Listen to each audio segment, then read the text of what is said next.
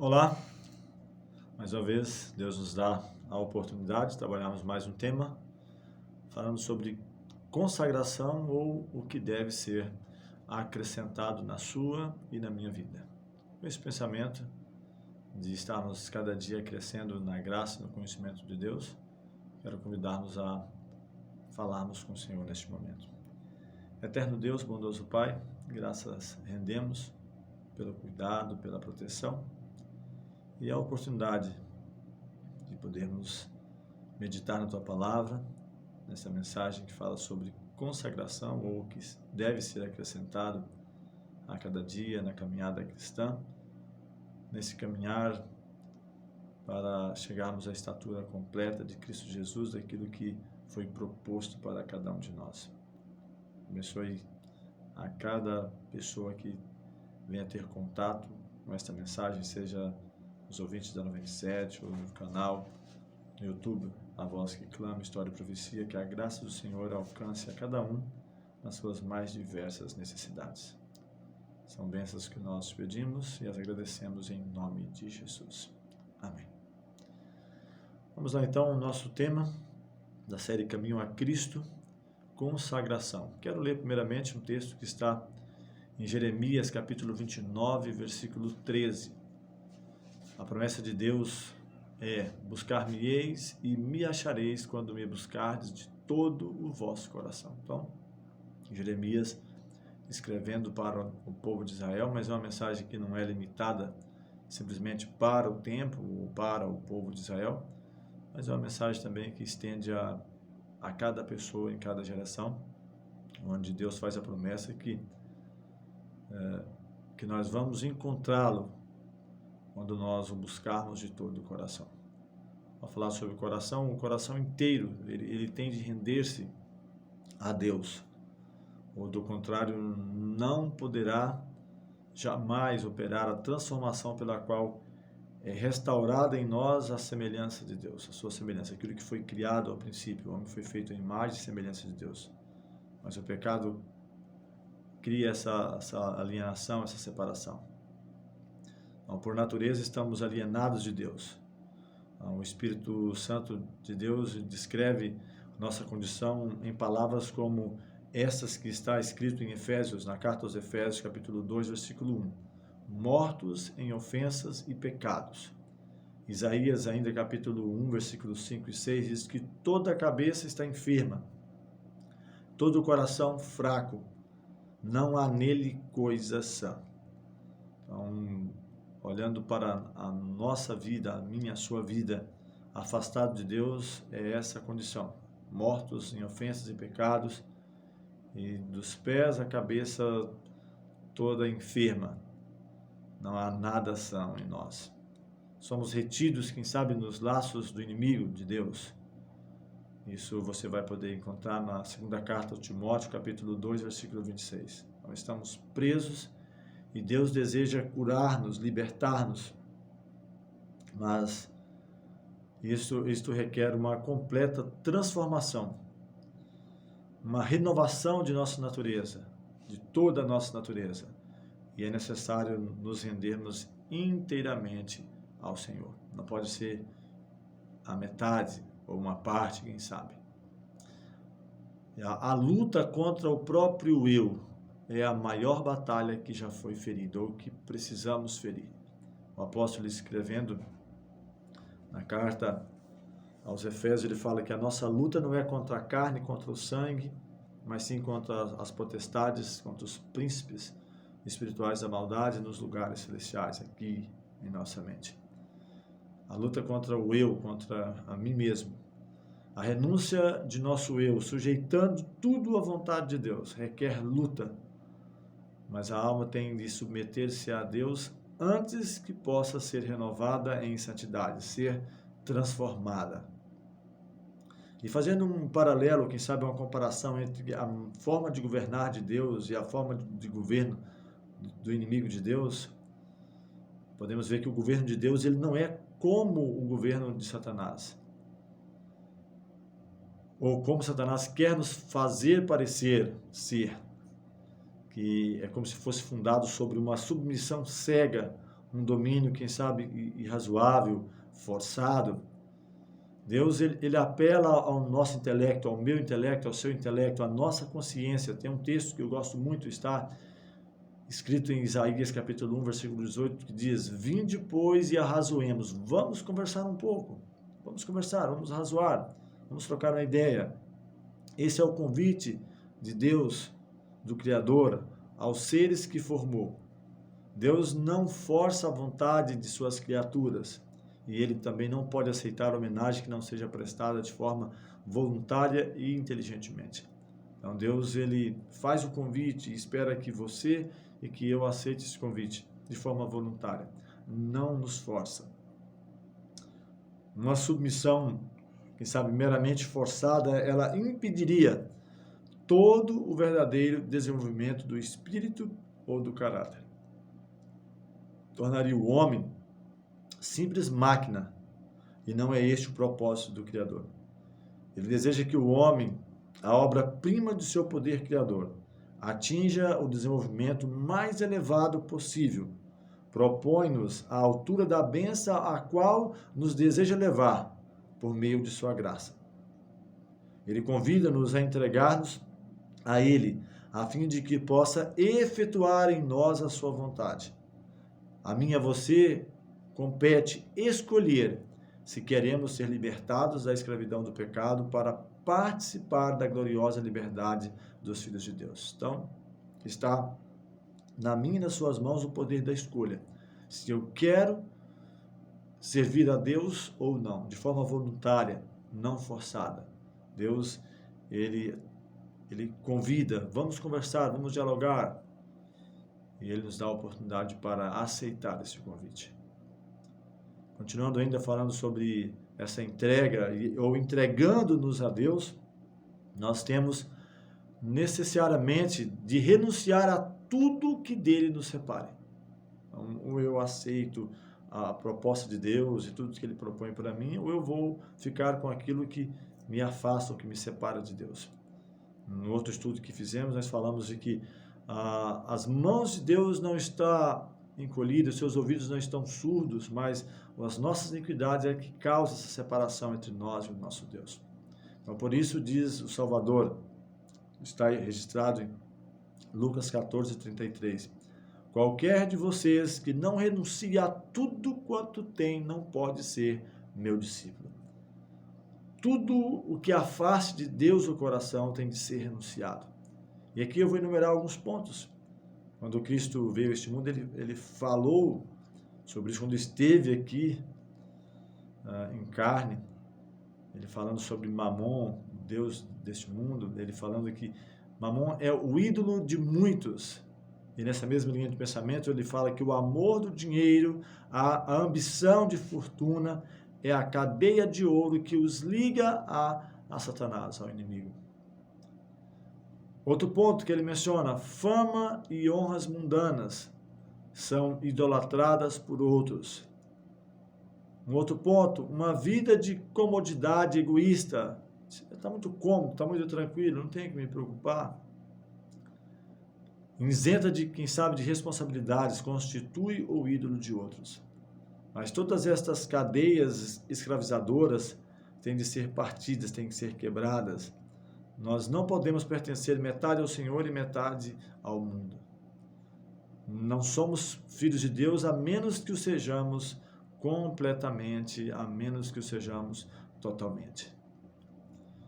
Há também os que professam servir a Deus ao mesmo tempo que confiam em seus próprios esforços para obedecer os seus mandamentos, a lei. E sabe como o próprio fariseu, Senhor, te dou graças porque eu não sou como os demais. E ele começa a enumerar, eu jejuo 2 vezes por semana, dou o dízimo de tudo que tenho, e nem sou como esse publicano aí embaixo, se comparando, se medindo com o outro, pelas obras que ele fazia. Pensando que dessa forma ele formaria um caráter reto para alcançar a salvação. O coração dessa pessoa não é movido por uma intuição profunda do amor de Cristo, mas quem sabe procura cumprir os deveres da vida cristã como exigência de Deus a fim de alcançarem o céu, de alcançar a salvação. Semelhante religião nada vale, porque quando Cristo habita o coração, a alma de tal modo que ela vai encher do amor de Cristo, da alegria, da comunhão com Ele, e nessa contemplação será esquecido o próprio eu. Paulo diz: agora não sou eu mais quem vivo, mas Cristo vive em mim. A vida que eu agora vivo, vivo na fé daquele que a si mesmo se entregou por mim. O amor de Cristo, ele deve ser a mola das ações, aquilo que impulsiona as nossas ações. Se não for o amor de Cristo, de nada vale. Hoje mesmo, na meditação da manhã, estava estudando juntamente com a minha esposa e estava lendo um livro, O que farei para herdar a vida eterna, uma pergunta que o jovem rico fez para Cristo. E ali estávamos lendo onde 1 Coríntios 13, falando, mesmo que eu falasse a língua dos homens, dos anjos, se eu não tivesse amor, nada seria. Se eu tivesse todo o conhecimento, toda a sabedoria, conhecesse todos os mistérios, todos o futuro, todas as coisas, se eu distribuísse todos os meus bens para com os pobres, desse meu próprio corpo para ser queimado, se não tivesse amor, nada disso adiantaria. Os que sentem constrangidos pelo amor de Deus não perguntam o quão pouco eles deverão fazer ou dar para satisfazer as exigências de Deus. Não vão procurar fazer o mínimo possível, ou o menor esforço possível. Não vão indagar qual a mais baixa norma aceitável, mas eles vão aspirar, vão desejar a perfeita conformidade com a vontade de seu Redentor. Com um sincero desejo, vão renunciar a tudo, manifestando um interesse proporcional ao valor do objeto que buscam, que é Cristo, a joia de alto preço, a salvação, a vida eterna em Cristo Jesus. Uma profissão de Cristo sem este profundo amor, quem sabe ele é um mero palavreado, somente palavras. Quem sabe simplesmente formalidade vã, pesada e desagradável tarefa, enfadonha, cansativa, não vai me trazer alegria. Eu poderia formular, quem sabe, algumas perguntas para mim e para você. Será que julgamos ser sacrifício demasiado entregar tudo a Cristo? Eu poderia ir mais adiante com a pergunta: que entregou Cristo por mim? O que Cristo fez por mim? O que Cristo fez por você? O Filho de Deus deu tudo. Ele deu vida, amor, sofrimento por nossa redenção. Ele fez tudo. E aí podemos avançar na pergunta: será possível que nós, objeto indigno de tão grande amor, lhe queiramos, quem sabe, reter nosso coração? Negar algo para ele? Então, cada momento de nossa vida temos sido participantes das bênçãos de sua graça e por esta mesma razão não podemos compreender plenamente as profundezas da ignorância e miséria das quais fomos salvos. Podemos acaso olhar para aquele a quem nossos pecados traspassaram e quem sabe estar disposto a menosprezar todo o seu amor e sacrifício, aquilo que Cristo fez, aquilo que custou para nos redimir? Em vista da infinita humilhação do Senhor da glória, havemos, quem sabe, de murmurar por não podermos entrar na vida senão à custa de conflitos, humilhação própria, sacrifício pessoal. Mas muitas vezes o coração orgulhoso indaga: por que me devo arrepender, humilhar, antes de poder ter a certeza da minha aceitação por parte de Deus? Ele poderia apontar para Cristo. Era inocente e, mais que isto, ele era o príncipe do céu, mas por amor do homem se fez pecado em lugar do gênero humano. Isaías 53:12 diz, está escrito: foi contado com os transgressores, mas ele levou sobre si o pecado de muitos e pelos transgressores intercedeu. Intercedeu por mim, intercedeu por você.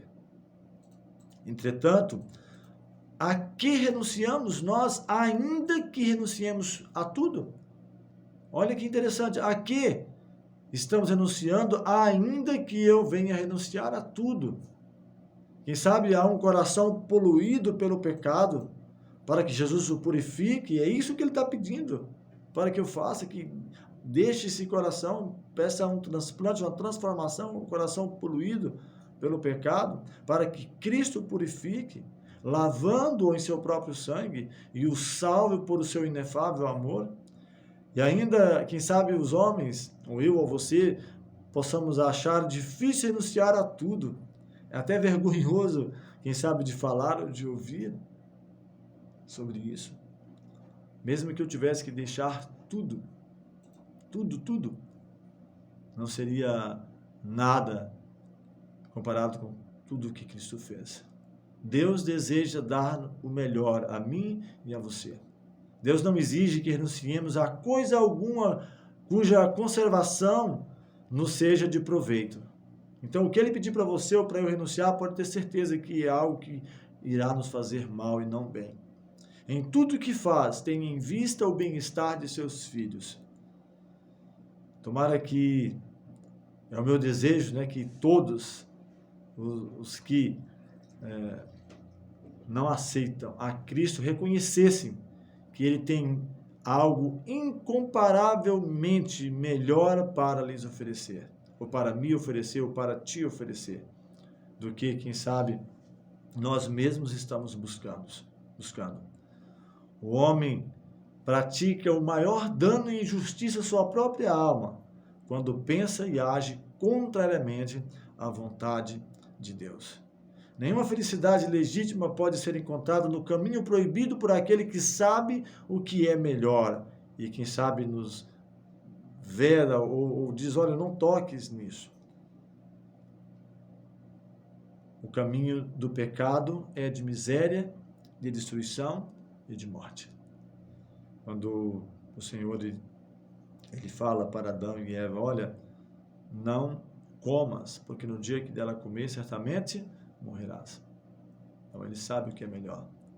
Então é erro entendermos o pensamento de que Deus se agrada de ver seus filhos sofrerem. Isso não é a vontade do Senhor.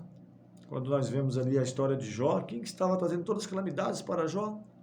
Jó era homem justo, íntegro, temente a Deus, que se desviava do mal. De um dia para o outro, todo o cenário muda. Mas quem estava trazendo as calamidades? O inimigo de Deus. Então, todo o céu se interessa na felicidade do homem. Nosso Pai Celeste não impede a nenhuma de suas criaturas o acesso aos caminhos dos prazeres. Isso é importante, é preciso mostrar isso. Deus não nos força, Ele coloca diante de mim e de você a vida e a morte, a bênção, a maldição, mas Ele aconselha, procure a vida para que vivas. Mas os apelos divinos tão somente nos exortam a abster-nos, afastar-nos dos prazeres que sobre nós trariam sofrimentos e desilusões, e nos fechariam, quem sabe, as portas da felicidade, não simplesmente aqui na terra, mas também do mundo por vir, do novo céu e da nova terra. O Redentor do mundo, ele aceita os homens tais como são, com todas as suas necessidades, imperfeições, fraquezas, e ele não só purifica do pecado e concede redenção pelo seu sangue, como também satisfaz aos anseios do coração de todos os que consentem em tomar o seu jugo e carregar o seu fardo. Ele diz, vinde a mim, todos que estáis cansados e sobrecarregados, e eu vos aliviarei. Então ele quer transformar, ele quer mudar a minha e a sua vida. Como devo eu fazer a entrega do próprio eu a Deus? Como eu posso entregar? Não tem como eu mesmo me crucificar. Paulo diz, estou crucificado, não vivo mais eu, mas Cristo vive em mim. Não tem como eu mesmo me crucificar. É seu propósito comunicar paz e descanso a todos os que a Ele vão em busca do pão da vida.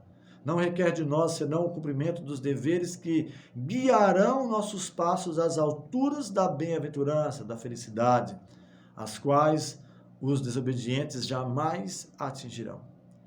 A verdadeira e feliz vida da alma é ter Cristo no coração. Ele é a esperança da glória. Então, Ele está nos mostrando passo a passo, através da palavra. Mas mesmo assim, quem sabe ainda podemos indagar: como devo eu fazer a entrega do próprio eu a Deus? E eu volto à pergunta: desejais entregar-vos a Ele, mas quem sabe somos faltos de poder moral, escravos da dúvida e dirigidos pelos hábitos, quem sabe, de uma vida de pecado. Quem sabe nossas promessas, resoluções, são como palavras escritas na areia. Não podemos dominar pensamentos, impulsos, as afeições. E então acabamos sendo presos, quem sabe, amarrados, travados de prosseguir. O conhecimento de nossas promessas violadas, dos votos não cumpridos, acaba enfraquecendo, quem sabe, a confiança e levando a julgar que Deus não vai, quem sabe, aceitar, ou vai nos aceitar, ou vai te aceitar. Mas nós não precisamos desesperar ou pensar desta forma. O que devemos compreender é a verdadeira força da vontade. Esta é o poder que governa a natureza do homem, o poder da decisão ou de escolha. Tudo depende da reta ação da vontade. O poder da escolha deu Deus ao homem, a mim e a você. E a ele compete exercê-lo. Nós não podemos mudar o nosso próprio coração. Não podemos, quem sabe, por nós mesmos consagrar a Deus as nossas afeições. Estamos apegados ao pecado, a este mundo. Mas podemos fazer uma coisa: escolher servi-lo. Podemos dar nossa vontade a Ele. E Deus então vai operar em mim e em você o querer e o realizar segundo a sua boa vontade. Que até mesmo isso, o querer e o realizar, o desejar e o realizar, é Deus quem opera em nós. Mas eu preciso estar disposto a me entregar a Ele a cada dia. Deste modo, toda a nossa natureza será levada ao domínio do Espírito de Cristo. Nossas afeições vão centralizar-se em Cristo e não em mim, não em você, não nos meus problemas ou nos teus problemas. E os nossos pensamentos estarão em harmonia com Deus. E esse então será o segredo da vitória, a ação, o desejo de bondade e santidade é em si mesmo louvável.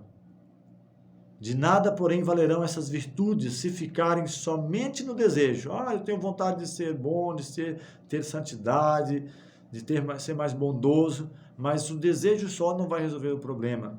Muitos se perderão, quem sabe, enquanto esperam e desejam ser cristãos, mas não chegam ao ponto de render a vontade a Deus. Quando eu sentir vontade, então eu vou tomar a decisão. Eu vou aceitar a Cristo. Não chegam ao ponto de render a vontade a Deus. Não escolhem agora ser cristãos. Então é importante, e o apóstolo Paulo ele até menciona: eu subjugo meu corpo, reduzo a servidão, para que pregando a outros eu não venha a ser reprovado. Então, mediante o conveniente exercício da vontade, pode operar-se em minha vida e em sua vida a mudança completa, entregando a Cristo o meu querer, o seu querer, aliando ao poder que está acima de todo o principado e potestade. Teremos força para estar firmes. Pela constante entrega a Deus, seremos habilitados a viver uma nova vida, a vida da fé. E eu quero fechar lendo um pensamento que está aqui na segunda carta de Pedro, falando sobre a prática progressiva das graças cristãs e os seus resultados. Falamos sobre essa santificação a Deus, esse crescimento, essa consagração e também o que deve ser acrescentado. E aqui, na segunda carta, a partir do capítulo 1, versículo 3 a seguir, diz que, visto como pelo seu divino poder de Cristo, nos têm sido doadas todas as coisas que conduzem à vida e à piedade, pelo conhecimento completo daquele que nos chamou para a sua própria glória e virtude. pelas quais nos têm sido doadas as suas preciosas e muito grandes promessas, para que por elas vos torneis coparticipantes da natureza divina, livrando-vos da corrupção das paixões que há no mundo. Então o segredo é recebendo ou sendo coparticipante da natureza divina. Por isso mesmo, o apóstolo nos aconselha: vós reunindo toda a vossa diligência, associai com a vossa fé a virtude, com a virtude o conhecimento, com o conhecimento o domínio próprio, com o domínio próprio a perseverança, com a perseverança a piedade, com a piedade a fraternidade, com a fraternidade o amor. Porque estas coisas existindo em vós e em vós aumentando, fazem com que não sejais inativos nem infrutuosos no pleno conhecimento de nosso Senhor Jesus Cristo. E ele fecha o pensamento dizendo: pois aquele a quem essas coisas não estão presentes é cego, vendo só o que está perto, esquecido da purificação dos seus pecados do passado. Por isso, irmãos, procurai com diligência cada vez maior confirmar a vossa vocação e eleição, porquanto procedendo assim não tropeçareis em tempo algum. Pois dessa maneira é que vos será amplamente suprida a entrada no reino eterno de nosso Senhor e Salvador Jesus Cristo. Então essa é a promessa, esse crescer diário a cada dia em Cristo, a chegarmos à perfeição, aquilo que o Senhor deseja para mim e para você. Vamos falar com o Senhor mais uma vez. Eterno Deus, bondoso Pai, graças te rendemos pelo cuidado, proteção, pela mensagem. Pedimos a iluminação do teu Santo Espírito e o poder para cada dia fazer a tua vontade. Devemos crescer nessa consagração diária para que no dia da volta de Jesus sejamos preparados para estar com o Senhor por toda a eternidade. Essas bênçãos te pedimos e as agradecemos em nome de Jesus. Amém.